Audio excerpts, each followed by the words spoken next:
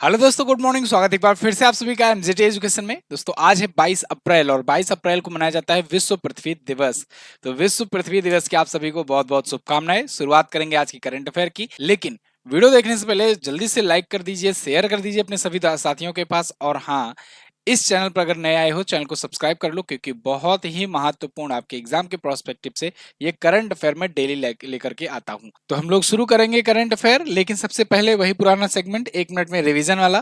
तो 1 मिनट में पिछला करंट अफेयर रिवाइज करेंगे, फिर आगे की तरफ बढ़ेंगे। एक और जरूरी बात, देखो संडे को वीकली आपका रिवीजन शुरू किया गया है, तो इसका बिल्कुल ये मतलब नहीं है कि आपका कोई क्वेश्चन छूटेगा। एक भी सिंगल क्वेश्चन आपका नहीं छूटेगा, ये मेरा दावा है, मेरी गारंटी है। आपको सारे इंपॉर्टेंट क्वेश्चंस मिलेंगे, एक भी सिंगल नहीं छूटेगा। आप किसी भी एग्जाम को जाकर के उठा करके देख लेना, ठीक है ना। चलिए, बल्कि अब और अच्छी सी क्वालिटी आ जाएगी, अब और क्वालिटीदार क्वेश्चंस मिलेंगे। कभी कभी क्या होता था, संडे प्रेशर की वजह से फालतू के क्वेश्चन मंडे को लिए जाते हैं, वो चीजें अब नहीं होंगी। केवल इंपॉर्टेंट और अथेंटिक क्वेश्चंस रहेंगे। चलिए, तो शुरुआत करेंगे रिवीजन से। कल का रिवीजन लास्ट डे का था, उसके बाद आज की तरफ बढ़ेंगे। विश्व लीवर दिवस हम लोग मनाए थे 19 अप्रैल को। भारत और उज्बेकिस्तान के बीच में सेना प्रमुखों के बीच में मीटिंग हुई, दोनों देशों के बीच में दस्तलीक नाम का अभ्यास भी हुआ और हाईटेक लैब का उद्घाटन भी किया गया उज्बेकिस्तान में। भारत की नौसेना के नए अध्यक्ष बनने जा रहे हैं दिनेश कुमार त्रिपाठी जी। और डीआरडीओ ने अभी हाल ही में आईसीटीएम क्रूज मिसाइल का सफल परीक्षण किया चांदीपुर उड़ीसा में। भारत का इलेक्ट्रॉनिक निर्यात बढ़कर के हो गया है 29.12 बिलियन डॉलर। और वाराणसी के तिरंगा बर्फी और धलवा मूर्ति धातु कास्टिंग शिल्प को जीआई टैग दिया गया है। अंतर्राष्ट्रीय मुद्रा कोष ने वित्तीय वर्ष 2024-25 में भारत की जीडीपी ग्रोथ रेट का अनुमान बताया है 6.8%। और अंतर्राष्ट्रीय हवाई अड्डा संचालक को सर्वश्रेष्ठ हवाई अड्डा स्टाफ के लिए स्काई ट्रैक्स पुरस्कार मिला है।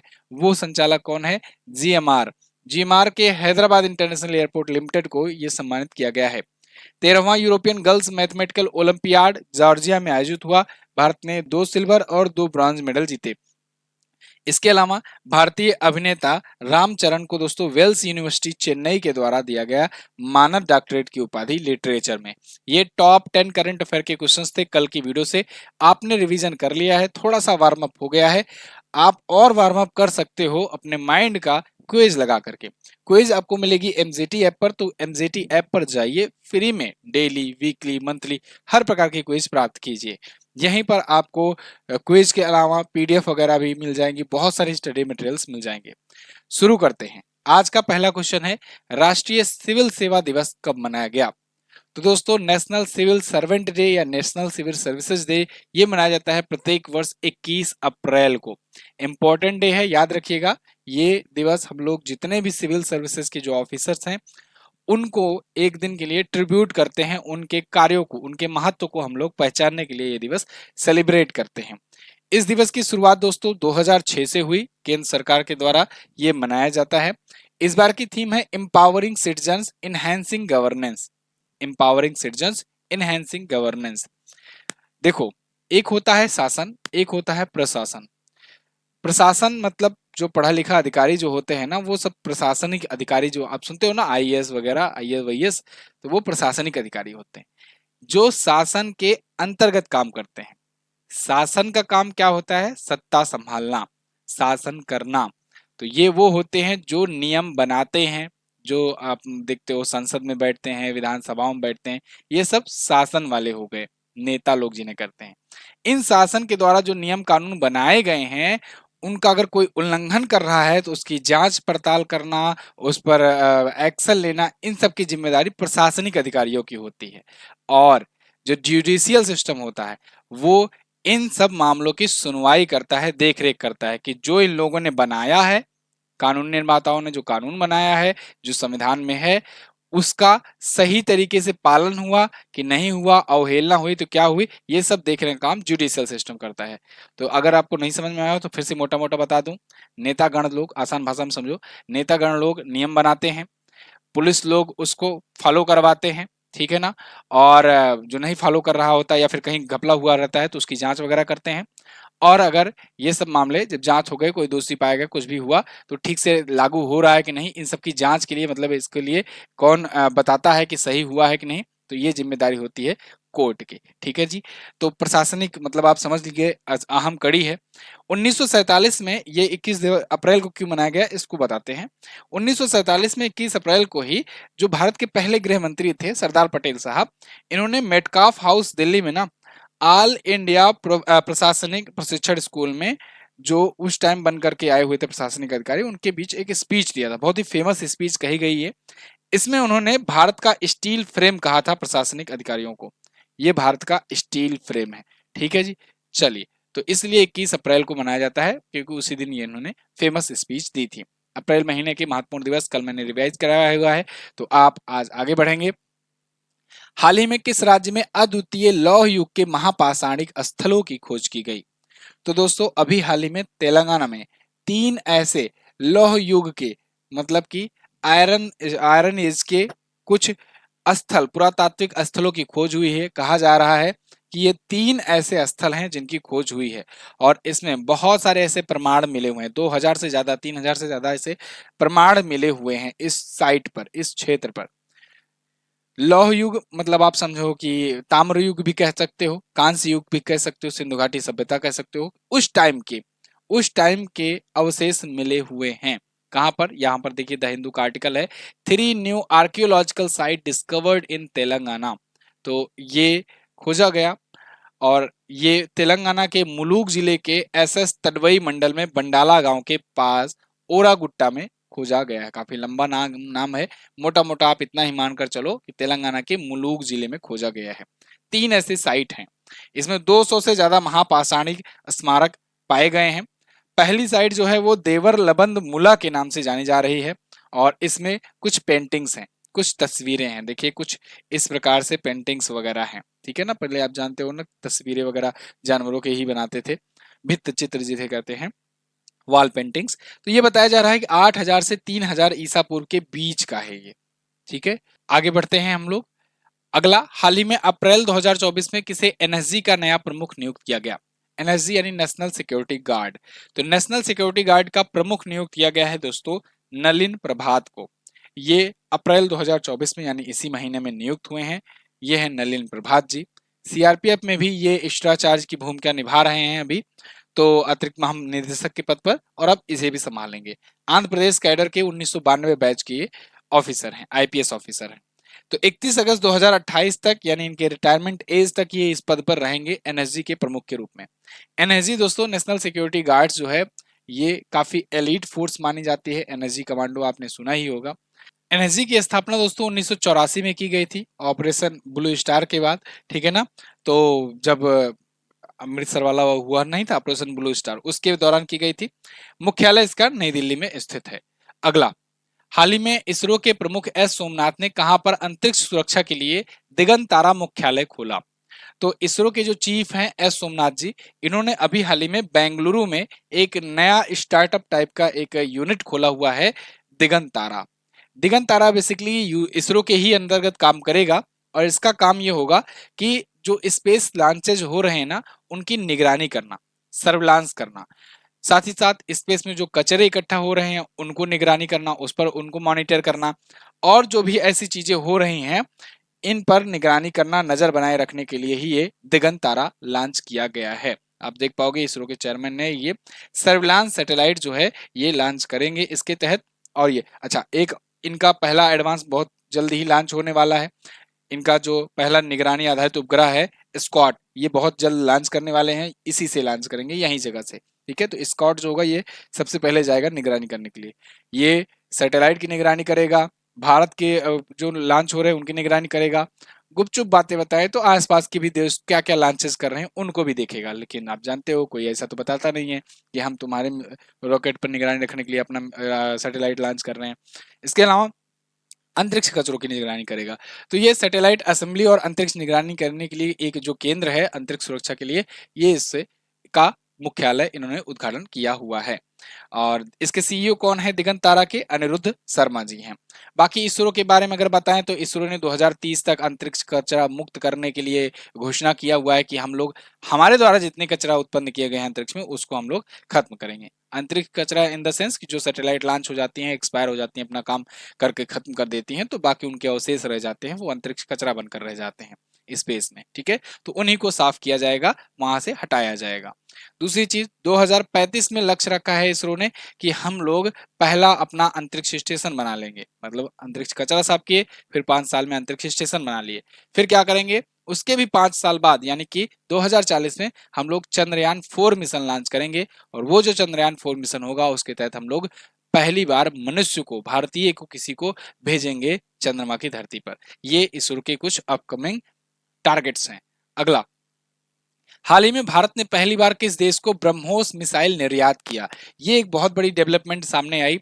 सक्सेसफुली ये ब्रह्मोस डील कंप्लीट होने के कगार पर है। एक्चुअली में अभी फर्स्ट जो पहली खेप कह सकते हैं वो डिलीवर कर दिया है मिसाइलों का। किसको? फिलीपींस को। आप इसके बारे में मैंने बहुत बार चर्चा भी की हुई है और इस पर वीडियो भी आज आपको आएगी दिन में। और इस वीडियो में मैं आपको पूरा अच्छे से डिटेल में ब्रह्मोस मिसाइल क्या है, ये डील क्या है, सब कुछ समझाने वाला हूँ। यहाँ पर मोटा मोटा जो आपके करंट अफेयर से रिलेटेड क्वेश्चंस हैं वो मैं आपको बता देता हूँ कि कैसे कैसे क्या बनेगा। अच्छा, एक और बात, देखो ये जो ट्रेंडिंग टॉपिक्स पर मैं आपको वीडियो देता हूँ ना, ये काफी डीप एनालिसिस के साथ, डिटेल के साथ होती है। तो ये और इंटरेस्टिंग भी रहती है, देखो, क्योंकि बहुत सारे मुद्दे होते हैं जो जिसमें विवाद चल रहा होता है, जिस पर कंफ्यूजन रहती है, तो लोगों को क्लियरेंस नहीं रहती है। तो ऐसे जब मुद्दों को मैं पिकअप करता हूं तो ये सोच कर करता हूं कि आप लोग के लिए इंटरेस्टिंग रहे और आपको जानकारी ज्यादा से ज्यादा मिल जाए। आप इसको किस प्रकार से लेते हैं, किस प्रकार से देखते हैं, कमेंट करके हमें जरूर बताइएगा। क्या आपको ये सीरीज पसंद आती है कि नहीं, जो ट्रेंडिंग टॉपिक्स में मैं देता हूँ वीडियो? कमेंट करके हमें जरूर बताना। कुछ इस प्रकार से डिटेल में रहता है। फिलहाल यहाँ पर हम लोग ब्रह्मोस मिसाइल की बात करें तो ये फर्स्ट बैच जो है ये सक्सेसफुली फिलीपींस को डिलीवर कर दिया गया है। C-17 ग्लोब मास्टर थर्ड से इसे डिलीवर किया गया है, जो कि अपना समझ लो कि एक हैवी जो ट्रांसपोर्ट विमान है वो है ये C-17 ग्लोब मास्टर। जब भी हम लोग किसी दूसरे देश से अपने सैनिकों को ले आते हैं, ले जाते हैं, या फिर नागरिकों को निकालते हैं तो इसी से करते हैं, निकालते हैं C-17 ग्लोब मास्टर से। $375 मिलियन का ये कॉन्ट्रैक्ट हुआ था 2022 में।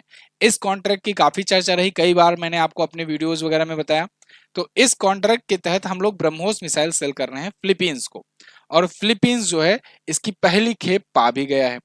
फिलीपींस को सेल करने का एक स्ट्रेटेजिक भी बहुत बड़ा लाभ है, बहुत बड़ा फायदा है। कैसा फायदा है वो मैं आज की इस वीडियो में बताऊंगा, जो डिटेल भी आएगी। यहाँ पर टाइम की एक लिमिट होती है, 20 से 25 मिनट में आपको 10 क्वेश्चंस प्रॉपर बताने होते हैं, रिवीजन भी कराना होता है। तो इसलिए यहाँ पर बहुत ज़्यादा डीप में हम लोग नहीं जा सकते हैं, इसीलिए मैं अलग से उसकी वीडियो बनाता हूँ। फिलहाल फिलीपींस का जो स्पार्कली द्वीप है ये विवादों में लेकर के रहता है, और इसी को लेकर के चाइना से जो विवाद है, तो इसी को लेकर के ये फिलीपींस अपने आप को सिक्योर करने के लिए ये मिसाइल मंगवाया हुआ है। अब फिलीपींस का अगर चाइना से विवाद है और फिलीपींस की अगर हम लोग मदद कर रहे हैं तो ये और अच्छी बात है, क्योंकि अपना दुश्मन चाइना है और दुश्मन का दुश्मन दुश्मन का दोस्त होता है, जानते ही हो आप।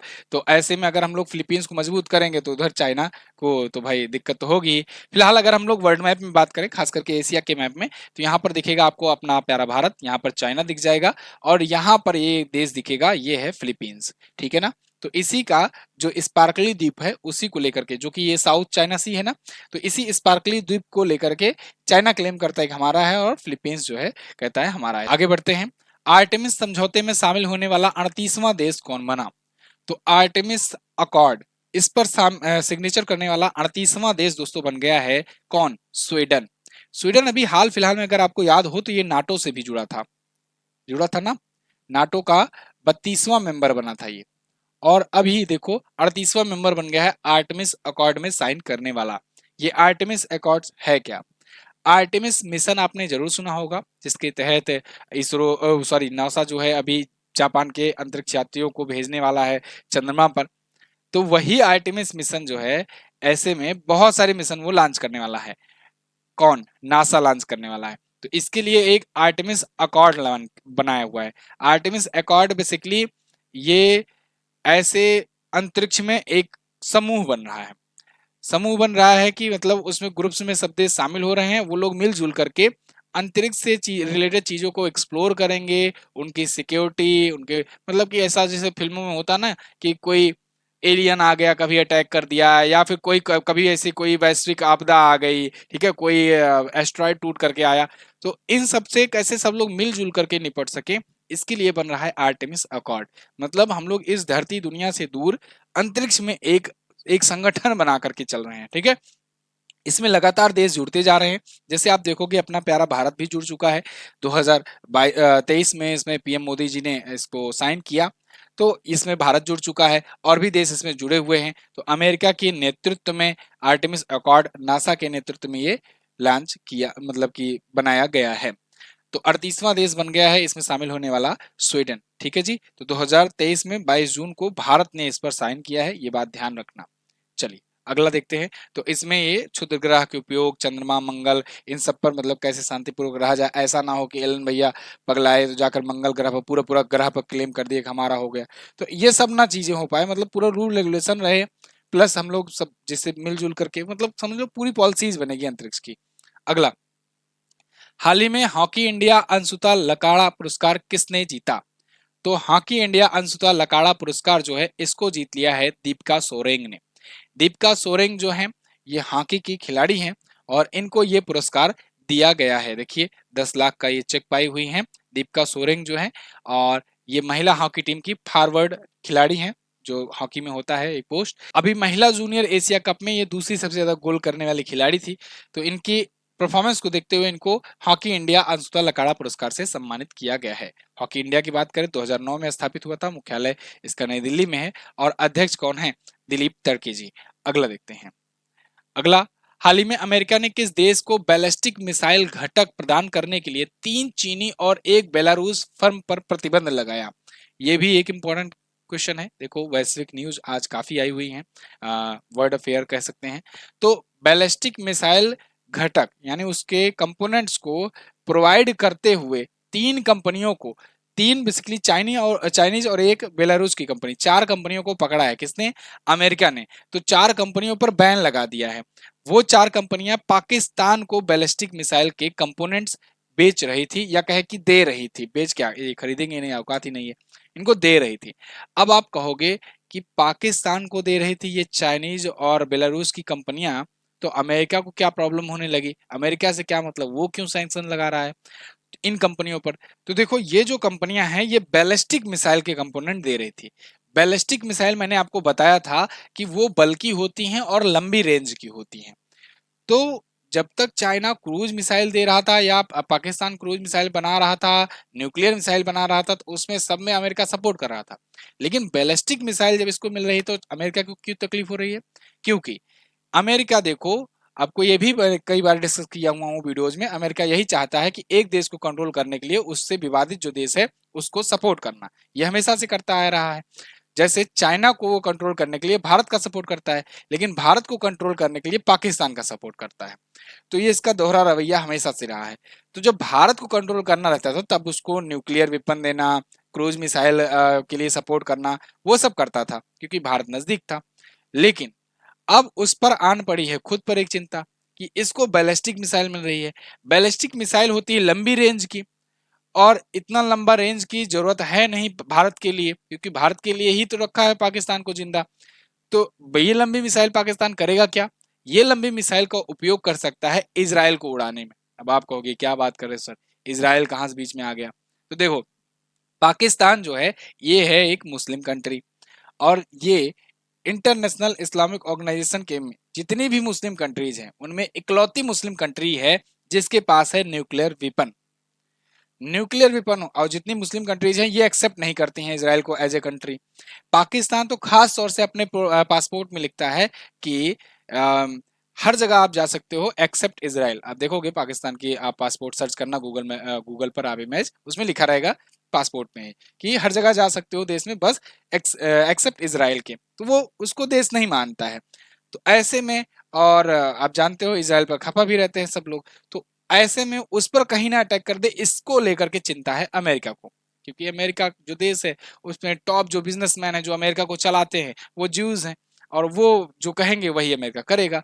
इसको लेकर के ये बैन किया है। ये है पूरा डीप जानकारी। ऐसे ही अगर आपको पूरी हर एक मामलों में डीप जानकारी चाहिए तो आप ट्रेंडिंग टॉपिक वाली जो वीडियोज होती हैं डीप एनालिसिस के साथ, उसको जरूर देखा करें, उससे ज्यादा जानकारी आपको मिलेगी। फिलहाल अगर मैप में अगर बात करें लोकेशन की, तो एशिया में आप देखोगे ये रहा अपना प्यारा भारत, यहाँ पर है पाकिस्तान पड़ोस में। उसके बाद इसराइल की अगर हम जिसकी बात कर रहे हैं हम लोग, तो इसराइल यहाँ पर है। जो जो रेंज में आ जाएगा, क्योंकि इंडिया के रेंज के लिए, इंडिया के अंडमान निकोबार तक के भी रेंज के लिए भी पाकिस्तान के पास ऑलरेडी मिसाइलें हैं, ठीक है ना। तो इसके पास बैलिस्टिक मिसाइल ये क्यों बनाना चाह रहा है, जिससे इसको टारगेट कर सके, क्योंकि इकलौता न्यूक्लियर कंट्री यही है अभी। ईरान के पास न्यूक्लियर टेस्टिंग हो नहीं पाई हुई है, और न्यूक्लियर का क्या इफेक्ट है न्यूक्लियर वारहेड लगाने से, ये मैं आपको अभी रिसेंट की वीडियो में बताया हुआ था, आप उसको देखिएगा जरूर।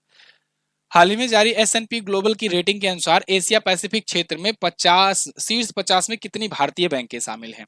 तो एस&पी की रेटिंग आई और उसमें एशिया पैसिफिक क्षेत्र में टॉप जो 50 बैंक की लिस्ट आई, उसमें 3 भारतीय बैंकों को शामिल किया गया, जिसमें एसबीआई बैंक, एचडीएफसी बैंक और आईसीआईसीआई बैंक शामिल हैं। तो all of the above is correct answer. कितनी नहीं, कौन सी यहां पर होना चाहिए, ठीक है ना, कौन सी भारतीय बैंक शामिल हैं। तो ये तीनों बैंकें टॉप 50 में शामिल हैं एस&पी की रिपोर्ट के अनुसार, ठीक है जी। अच्छा, एस&पी ग्लोबल रेटिंग एक रेटिंग एजेंसी है, उसके द्वारा लिस्ट जारी की जाती है, ये वैल्यूएशन के आधार पर लिस्टेड की गई हैं।